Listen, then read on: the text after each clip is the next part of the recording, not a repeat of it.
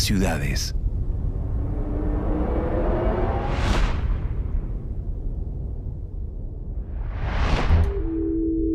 En el centro de un antiguo sistema volcánico, rodeada de hermosos lagos y lagunas, se encuentra la ciudad de Managua.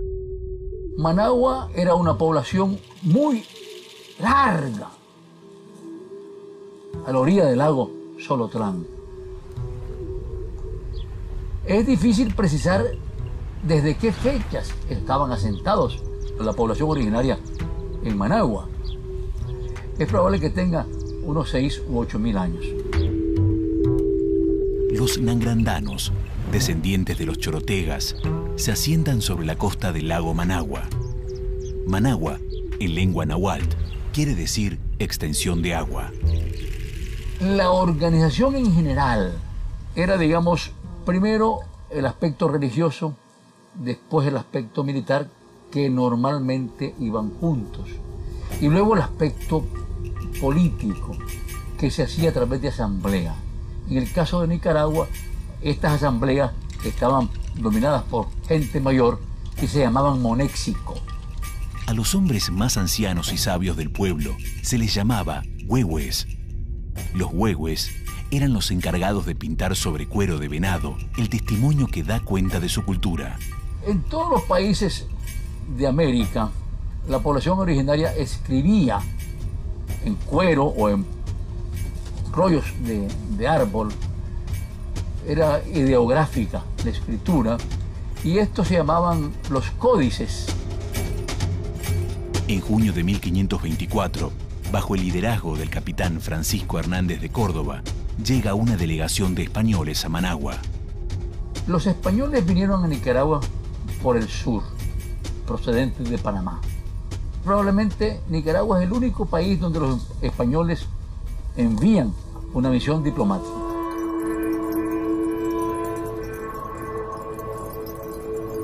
El imponente paisaje no tarda en maravillar a los españoles.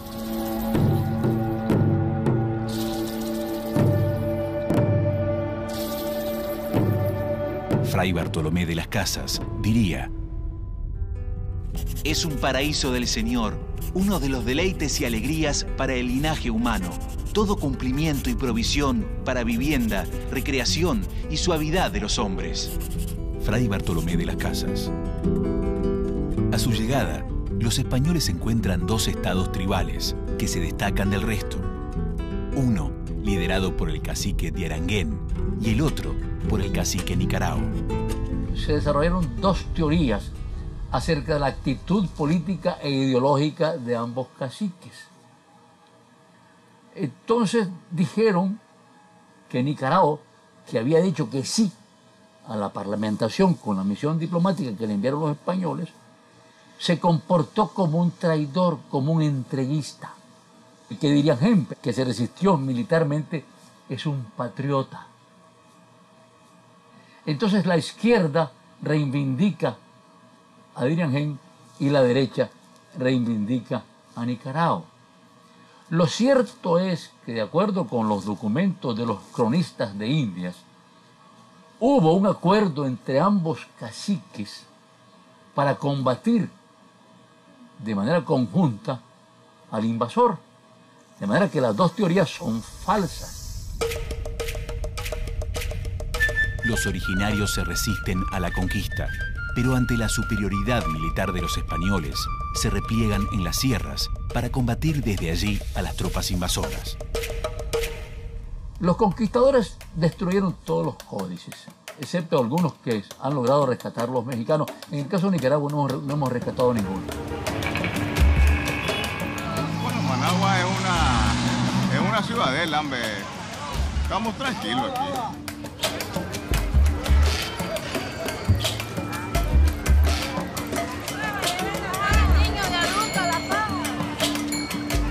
En este mercado vivimos tranquilos. ¿Por qué tranquilos? Porque los productos los tenemos cerca. Lo poco que estamos ahí ganando pues para sobrevivir.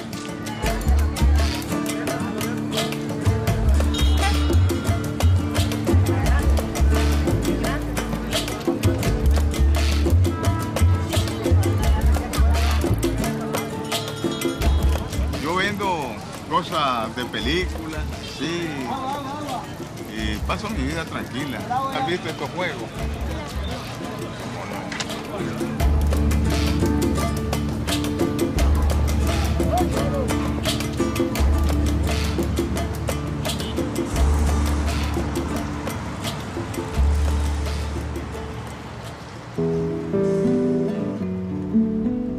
Parecía que hervía de gentes aquella tierra, según yo lo supe de ella. Fernández de Oviedo. La conquista continúa avanzando a paso firme y los españoles comienzan a imponer sus condiciones sobre Managua. Los españoles, desde que llegaron a América, crearon la institución de las encomiendas. Era una cosa muy sencilla: legitimar el robo de la tierra a las poblaciones originarias y darle al español que robaba esas tierras legítimamente el poder sobre la población originaria. Entonces, la institución se llamaba encomienda, el dueño de la tierra se llamaba encomendero y los indígenas originarios encomendados. Era la forma de explotarlos legítimamente. Los originarios resisten la invasión, pero la masacre se desarrolla de manera sistemática. El despoblamiento continúa y de los 600.000 habitantes que se calcularon en 1524, en pocos años se reduce a solo 8.000.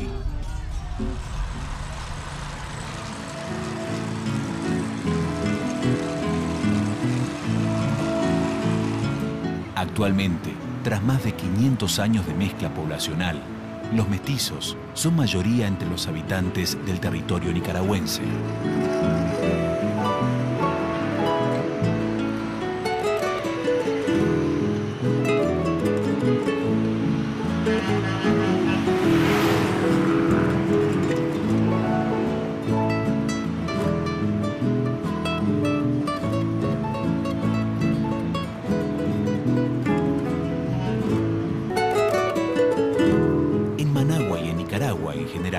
Se emplea un particular sistema de direcciones.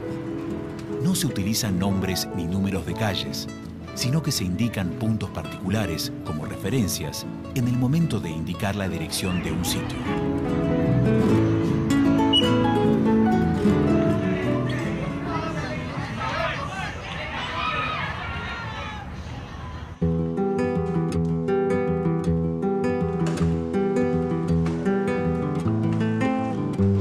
Tiene que saber para dónde las señoras dirigen sus direcciones. A veces buscamos, sí.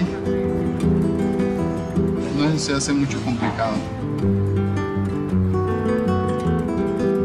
Al principio a uno le cuesta, pero ya cuando ya unos 3 meses va pasando el transcurso, entonces ya va teniendo bastante dominio de su zona. Es más fácil.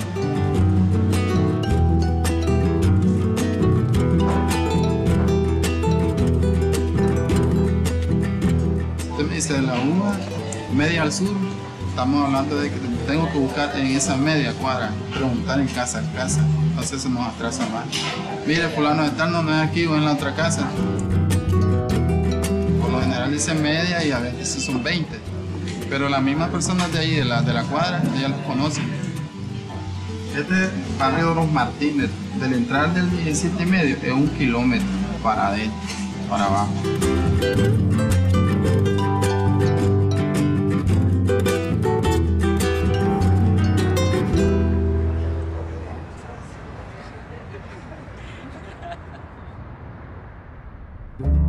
Las primeras ciudades que fundan los españoles son León y Granada, a fines de 1524.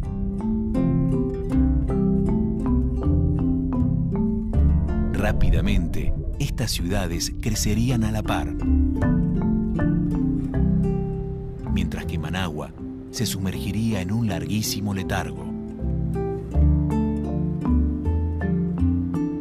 León se convierte en la sede del poder político, pero Granada se convierte en la sede del poder económico. León se convierte en liberal, Granada en conservador. Y había una guerra permanente entre ambas ciudades disputándose la capitalidad.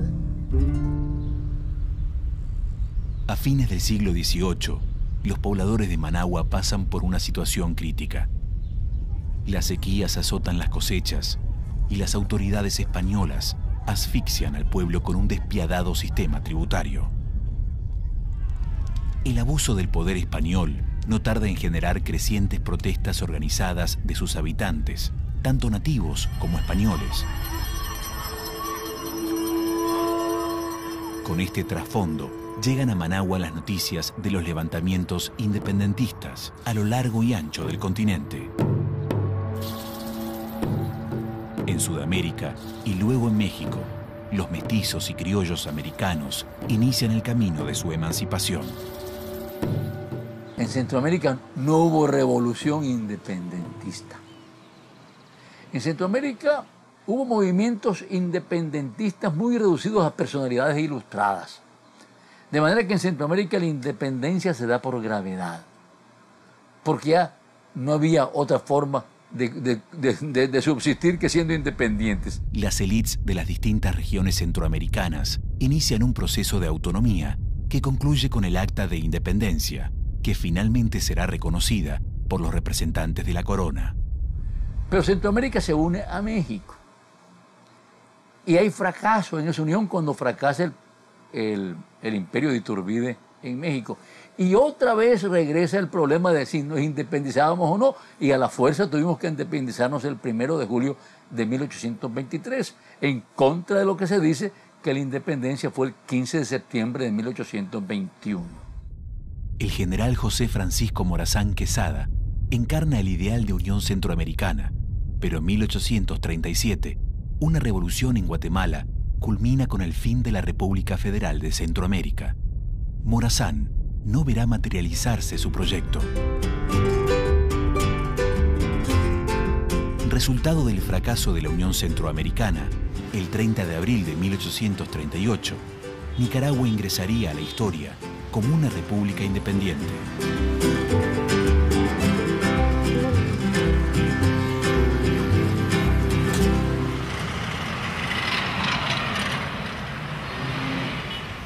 La independencia de Nicaragua trae consigo un enfrentamiento continuo por el poder entre las ciudades de León y Granada. Managua sufrirá las consecuencias de esta guerra. Managua siempre fue ciudad de paso. Tenía una importancia de comercio y de alojamiento de la gente que iba de Granada a León y viceversa.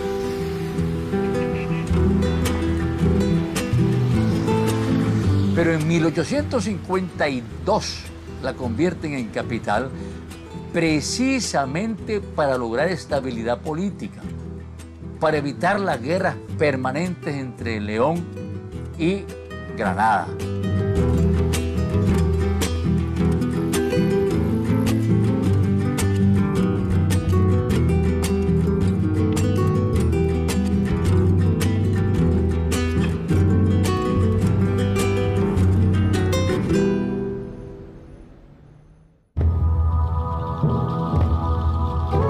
en un municipio muy alejado de Managua, se dio la principal batalla entre las fuerzas filibusteras y una facción conservadora en un sitio que se llama San Jacinto. Fue un combate muy desproporcionado, porque los filibusteros traían rifles y revólveres y las fuerzas nuestras tenían rifles de chispa que había que cargarlos por el cañón. De manera que cargarlo implicaba 5 o 6 minutos mientras los otros disparaban 10, 20 tiros. Y en esa batalla cuerpo a cuerpo, un soldado nuestro, Andrés Castro, logra derribar a un hombre importante de los filibusteros y ahí se decide la guerra, ahí se decide el combate. ¿Cómo fue que lo... Con una pedrada en la cabeza. Fue una puntería extraordinaria. Una vez recuperada Managua, los filibusteros sufren una aplastante derrota. Declarada capital, el verdadero desarrollo de Managua tiene lugar durante la presidencia del general José Santos Zelaya, managüense autóctono que con sus ideas liberales moderniza la ciudad. Bajo su gobierno se da impulso a la construcción de líneas ferroviarias y al transporte marítimo, con la introducción de la navegación a vapor en el lago Managua. Establece la primera constitución liberal en el país, y le quita los impuestos que tenía la iglesia en su favor. Empieza la instrucción pública propiamente dicha y empieza la lucha por la unificación de Centroamérica, que era el objetivo fundamental de los liberales. Un hombre que hace el ejército, un ejército de carácter prusiano, muy bueno, casi invencible, hasta que finalmente, para variar, intervienen los Estados Unidos y lo votan.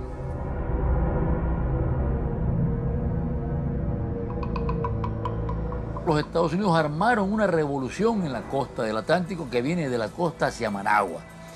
Y en esa revolución el líder civil era Adolfo Díaz. Adolfo Díaz pondrá en manos norteamericanas el control de la economía del país. Ante esta situación, un joven general llamado Benjamín Celedón se sublevaría junto a otros ciudadanos. En 1912, Celedón muere en un enfrentamiento con las tropas norteamericanas, después de negarse a rendirse. Alejado de Managua, en un pequeño pueblo en el interior, un joven campesino ve pasar el cadáver de Celedón, considerado héroe nacional.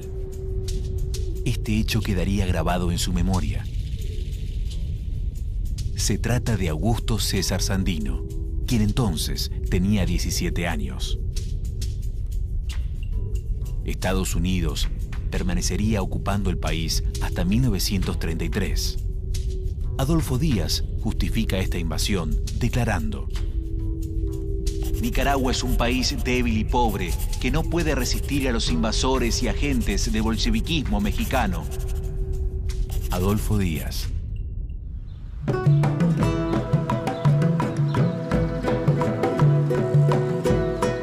Soy Salvador Cardenal Barquero.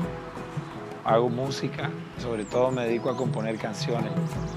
En gran parte también poesía que no llega a musicalizarse, digamos. También hago pintura. Sé mía, sé tuya. Algo como metido en el mundo del arte, pues. Juan Habana. Soy de la familia de los Cardenales. Tenemos un tío algo famoso, se llama Ernesto Cardenal. Él es poeta. Y yo con mi hermana me dedico al canto. Hace 30 años, 28 años. Estamos en las faldas de un volcán, porque está el volcán Masaya aquí. Es muy fértil, pues, las plantas salen mucho, hay muchas frutas aquí. ¿Olé esto? Qué rico, mano, olé. Siempre he vivido en Managua, pero es un poquito de los alrededores, muy lleno de plantas y de naturaleza. Qué buena toma esta. Yo creí que estaba muerta. Esto es riquísimo, mano. Calala. Una de las cosas que alimenta de la fruta es también cuando la cortamos mismos. Y digo yo, pues, es una teoría muy loca, pero que tiene más vitaminas si te la comes subido al árbol. Parece que al tocar la tierra ahí como que se va algo. O cuando estás arriba del árbol como que le sacas un sabor muy especial.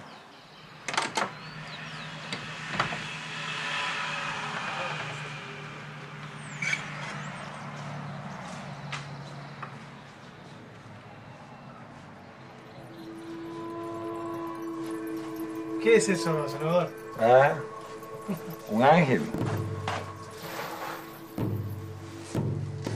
¿En quién te inspiraste para hacer eso? En nadie. En un ser inexistente.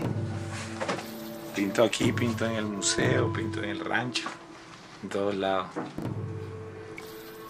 Donde me da ahí, donde...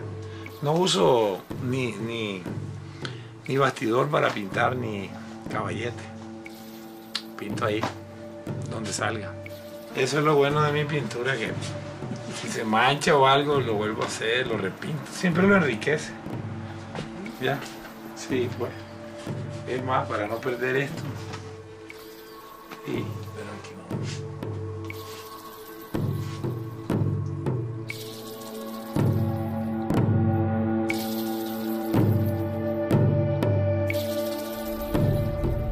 En mayo de 1926, Sandino se suma a una insurrección liberal en contra de Adolfo Díaz y forma un grupo armado que se suma a las luchas liberales.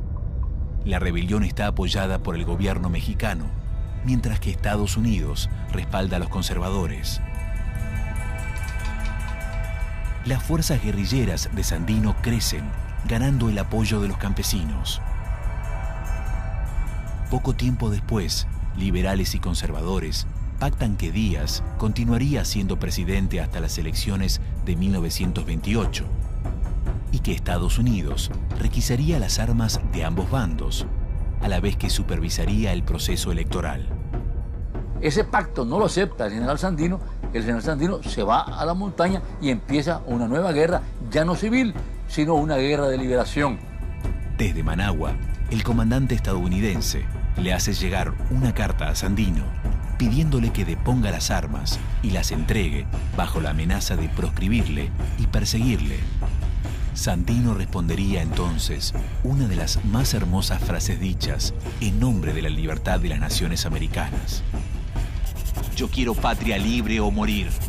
No les tengo miedo. Cuento con el ardor del patriotismo de los que me acompañan. En 1930, los norteamericanos forman una Guardia Nacional para combatir a la guerrilla, mientras que en el interior, Sandino continúa reclutando hombres que llegan de toda América a sumarse a sus filas. La Guardia Nacional era un ejército que crearon los norteamericanos para ir sustituyendo a los soldados norteamericanos por soldados nacionales, para que los soldados nacionales pagaran los costos humanos de la guerra. Pero la Guardia Nacional siempre fue inconstitucional. La pagaba obviamente el fisco nicaragüense. La población presiona al gobierno para que Estados Unidos abandone Nicaragua. Cuando Sacasa asume como presidente el 1 de enero de 1933, ya no quedan soldados norteamericanos en suelo nicaragüense. Entre Sacasa y Somoza había una contradicción por los diálogos de paz entre Sacasa y Sandino, porque Sandino insistía en que la Guardia Nacional era inconstitucional. Entonces, todas esas contradicciones llevan a los Estados Unidos a fraguar el asesinato de Sandino y lo logran a través de Somoza.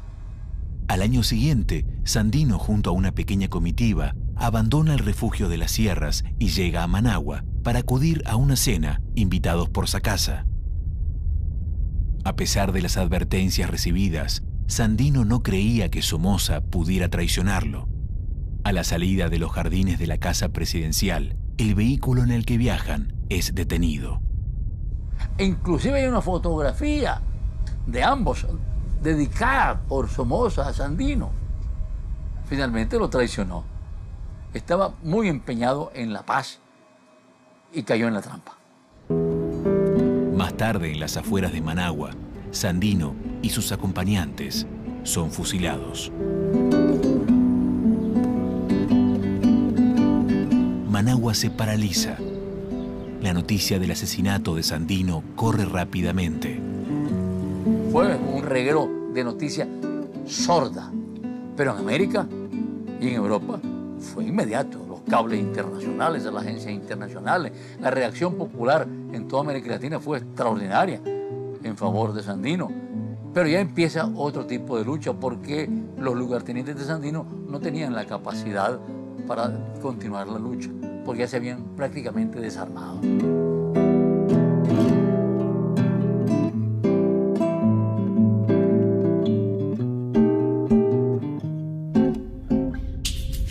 Poco tiempo después, Somoza toma el poder del país.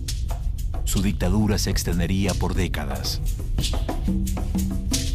La corrupción y la violencia serán los pilares de su gobierno.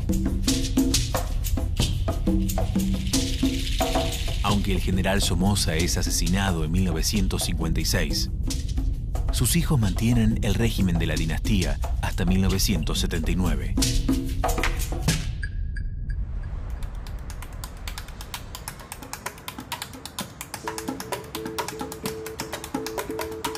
Somoza quiso desconcentrar lo que era Managua, y entonces hizo estas unidades.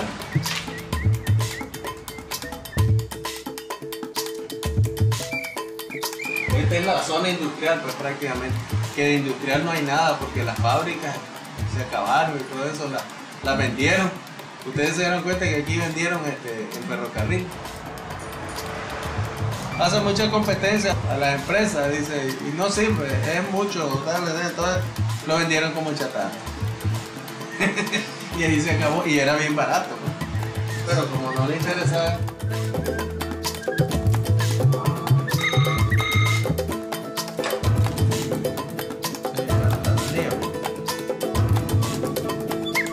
Uno de los héroes nacionales que nosotros tenemos es el general Augusto César Sandino.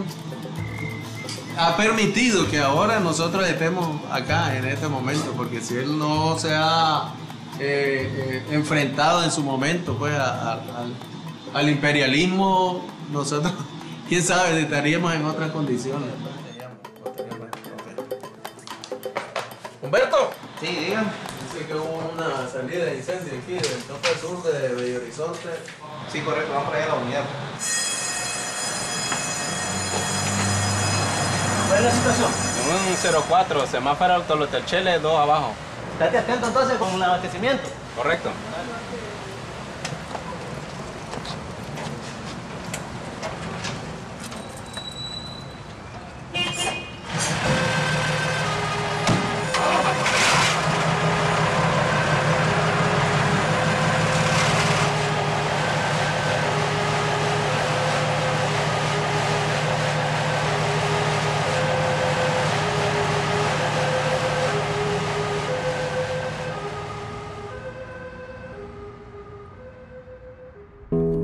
El sábado 23 de diciembre de 1972, llegando el mediodía, un fuerte terremoto sacude Managua. Managua desaparece literalmente. El terremoto fue brutal.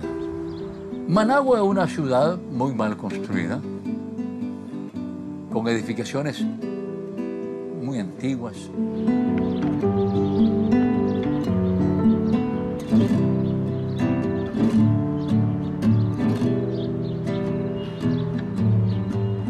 La ciudad se cayó prácticamente, 800 manzanas en el suelo, 12.000 muertos. Una cosa espantosa, una cosa espantosa.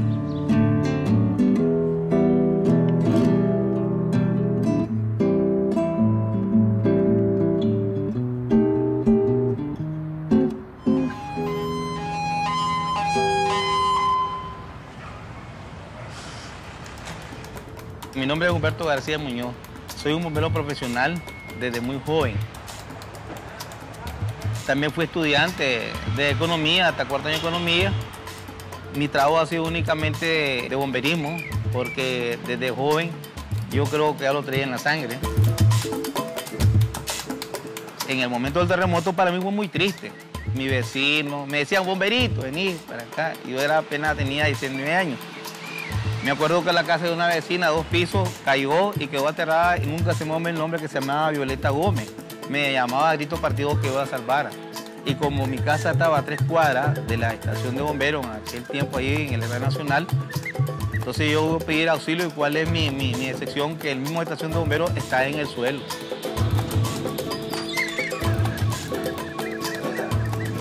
Al momento del terremoto, Managua solo contaba con 3 cisternas de incendio para una gran demanda.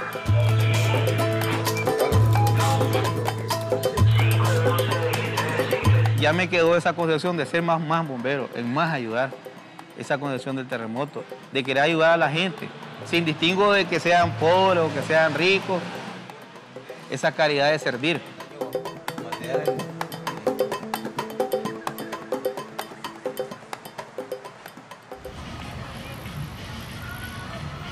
Al perderse monumentos, edificios y otros puntos particulares, el sistema de direcciones de Managua se vuelve más complicado.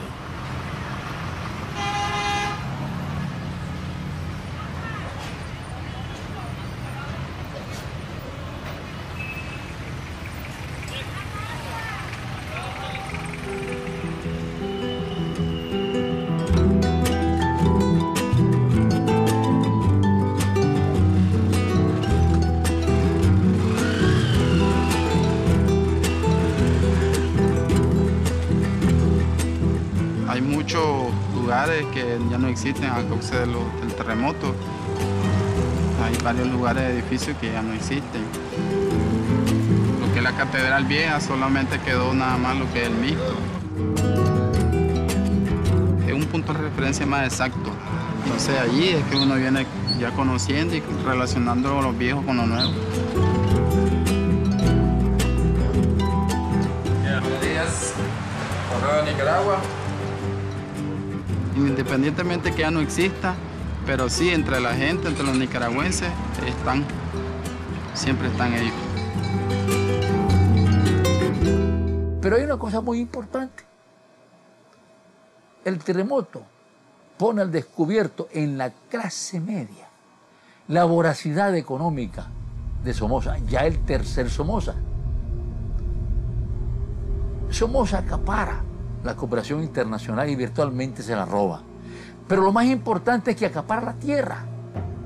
Compra la tierra para después revenderla, especulando con la tierra porque decidió construir de nuevo la ciudad en Managua.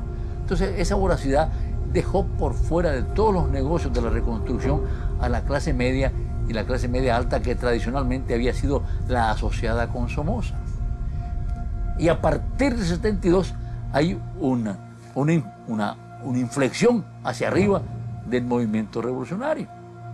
Se puede decir que el terremoto fue una especie de fuerza de reclutamiento de la clase media, media alta del Frente Sandinista. Los Somoza ejercen una feroz mordaza a la libertad de expresión. En Managua, una excepción notable es el periodista Pedro Chamorro, cuya reputación internacional lo hacen, aparentemente, intocable para el régimen. Y finalmente lo matan en enero de 1978. La versión más difundida es que fue mandada a matar por el hijo de Somoza. En respuesta al asesinato de Chamorro, un levantamiento violento sucede en Managua y se extiende a las ciudades vecinas. La reacción popular fue extraordinaria. Fue extraordinaria. El año anterior había habido los primeros intentos de levantamientos en 4 ciudades. De manera que ya había perdido el miedo el pueblo. Y entonces con el asesinato de Pedro Joaquín Chamorro el pueblo se vuelca a las calles. Y de ahí para adelante la insurrección popular se hace indetenible. Luego vendría la toma del Palacio Nacional en agosto de 78 Luego vendría la segunda insurrección en septiembre del 78 y luego vendría la guerra abierta. Las tropas del Frente Sandinista de Liberación Nacional entran en Managua y ponen fin al poder dictatorial de los Somoza. Los sandinistas desfilan victoriosos por la ciudad.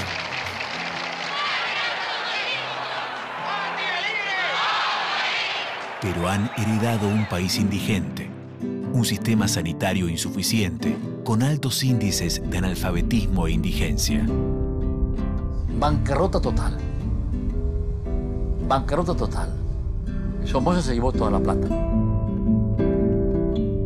La revolución comienza a dar un giro contundente en la política de Estado. Se convierte en un gobierno de orientación socialista y a partir de allí se toman todas las medidas de la reforma agraria. En tan solo un año, un programa de inmunización acaba con la polio y disminuye la mortandad infantil a 1/3.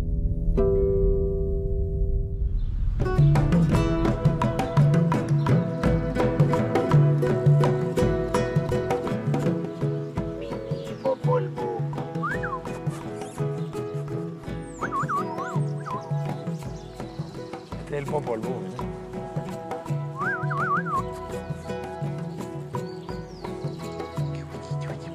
Yo pienso que hay muchas cosas urgentes en el mundo. Entonces mi temática preferida es la ecología. Sobre todo la conciencia de amar todo lo que te rodea, lo que está vivo, las plantas, los animales. Tenemos un vivero de plantas medicinales como alternativas a la farmacia.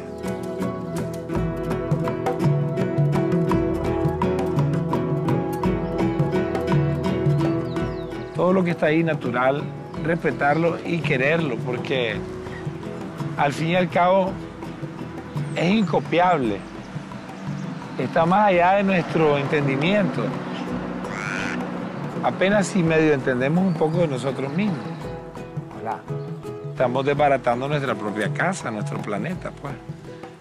Y este centro de aquí es un centro ecocultural. A través de los cuadros, de la música y de todo lo que hacemos, se crea conciencia. Otras temáticas que también tocamos en la música son temáticas sobre los grupos marginados, sobre los niños, sobre los ancianos, sobre los grupos que no tienen voz. Participé en muchas cosas, en la alfabetización, en los cortes de algodón, en los cortes de café. Durante el periodo que duró la revolución, se vivieron en Managua intensas actividades culturales como nunca antes en su historia. Toda revolución, en cualquier latitud de la Tierra, en cualquier época de la historia, lo primero que produce es la reivindicación de la identidad nacional. Y la reivindicación de la identidad nacional lo primero que produce es una explosión cultural. De manera que la revolución en Nicaragua produjo una explosión cultural extraordinaria. El movimiento musical, el movimiento pictórico, el movimiento escultórico, es una cosa extraordinaria. Aún ahora, el incremento cultural logrado a través de la revolución es visible en Nicaragua. Yo dudo que exista un país de Centroamérica que tenga tal movimiento de música como el que tiene Nicaragua.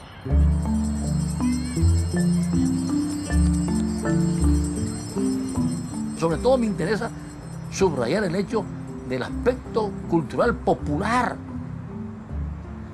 Es extraordinario en Nicaragua.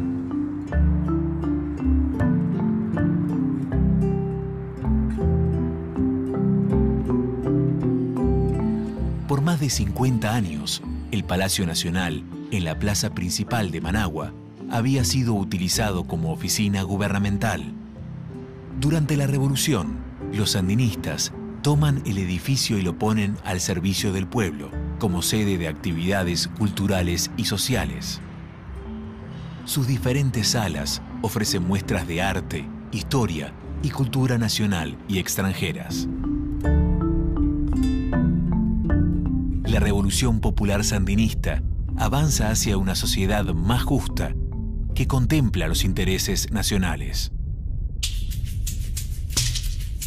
Preocupado de que este proceso revolucionario siente un peligroso precedente en la región, Estados Unidos destina millones de dólares a la organización de grupos contrarrevolucionarios, conocidos como Contras.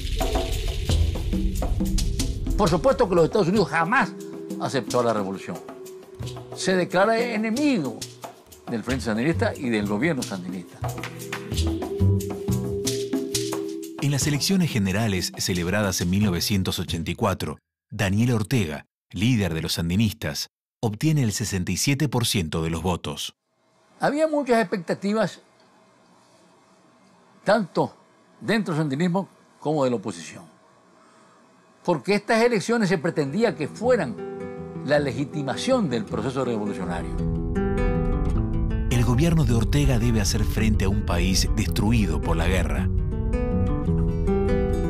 En 1990 se celebran nuevos comicios con una larga crisis económica de trasfondo. La viuda de Pedro Chamorro, Violeta Chamorro, accede a la presidencia como líder del partido de la oposición. Las elecciones de 1990 se daban en un momento de un gran desgaste económico nacional. La guerra, por sí mismo, ya era una carga fiscal extraordinaria para el país. Pero no solamente eso. Los Estados Unidos habían utilizado a la contra para minar los puertos, para liquidar la infraestructura. De manera que la guerra se da en un ambiente económico terrible para el país, pero además en un ambiente militar espantoso. Y ese desánimo se traduce en una expectativa de cambio pacífico de gobierno. Por eso es que gana arrolladoramente Violeta Barrios de Chamorro. Pero no hubo tal cambio pacífico. La crisis económica continuó y los gobiernos que sucedieron, incluyendo el de la Violeta Barrios de Chamorro, entregaron la economía del país, desnacionalizaron todo lo que había nacionalizado de la revolución. De manera que produjo una pobreza brutal, peor que la que teníamos.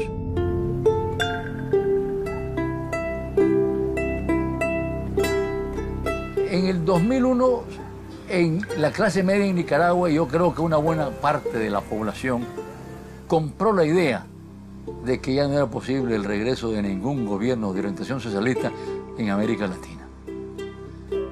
Compró la idea de que realmente el neoliberalismo se había asentado para siempre. Y votó masivamente en favor de Bolaños.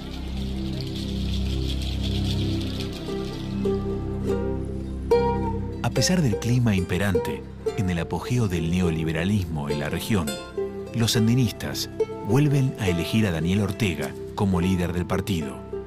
La última elección fue la de 2006. Ahí Daniel había logrado reconstruir el partido.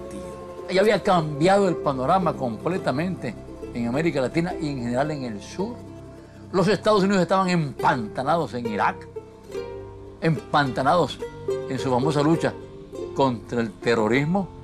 Ya era evidente la reacción de los gobiernos del sur en contra de la unilateralidad. Entonces la población regresó por sus fueros y el triunfo de Daniel fue evidente.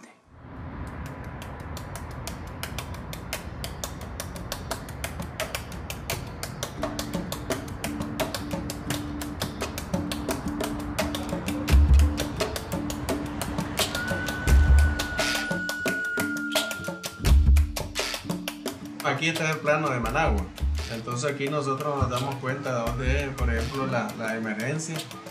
En la laguna de Tizcapa, aquí quedaba, aquí en la orilla era donde vivía Somoza. Allá arriba, aquí quedaba donde vivía Somoza y esto es lo que prácticamente era lo que componía Managua en el momento en que se da el terremoto.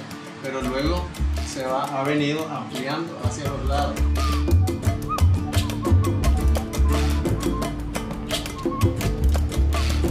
En esta parte de acá, esta es carretera Masaya, donde se ha desarrollado bastante el comercio y las viviendas de gente de nivel más alto. Son zonas exclusivas, ¿no?, que le llaman.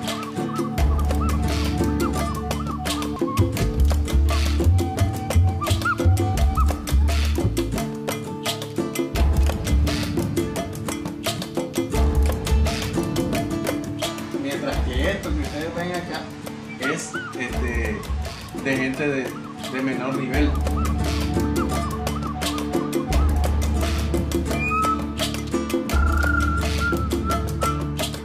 Aquí en la orilla del lago, aquí hay una gran cantidad de asentamientos pequeñitos que son paupérrimos. El principal problema de Managua es su infraestructura urbana.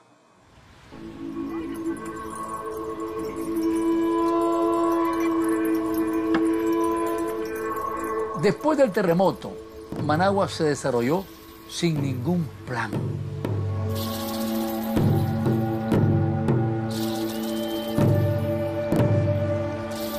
De manera que es una ciudad, digamos, modular, un módulo por acá, otro módulo por allá. Ustedes seguramente lo están viendo. Una ciudad invisible. Ustedes ven las principales calles, pero no ven la ciudad. Y es una ciudad que tiene 1.200.000 habitantes.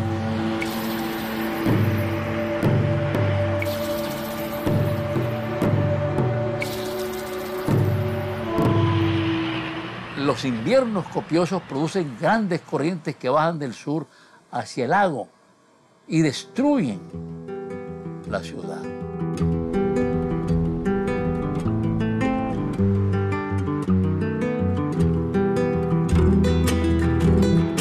Entonces el problema es ordenar urbanamente a la ciudad, darle infraestructura y resolver el problema de las inundaciones provocadas por los inviernos por la falta de árboles. En noviembre de 1998, el huracán Mitch arrasa la costa de América Central, llegando a Managua. En la ciudad, todo es desolación. Las fuertes lluvias, sumadas a la deforestación en las cercanías de la ciudad, originaron una repetición de aludes y continuos derrumbes.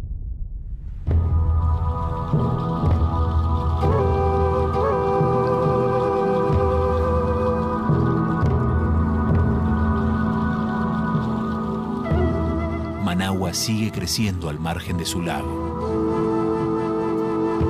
El mismo que brindó protección y alimento a sus pobladores durante miles y miles de años, hoy subsiste bajo un peligroso grado de contaminación.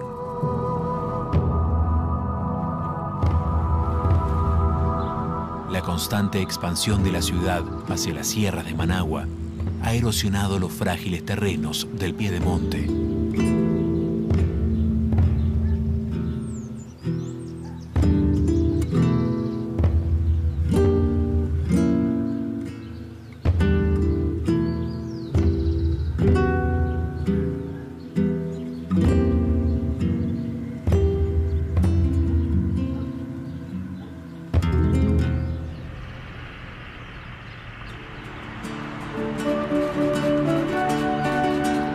Así, Managua continúa enmarcada por el más espectacular paisaje, como ninguna otra capital de América.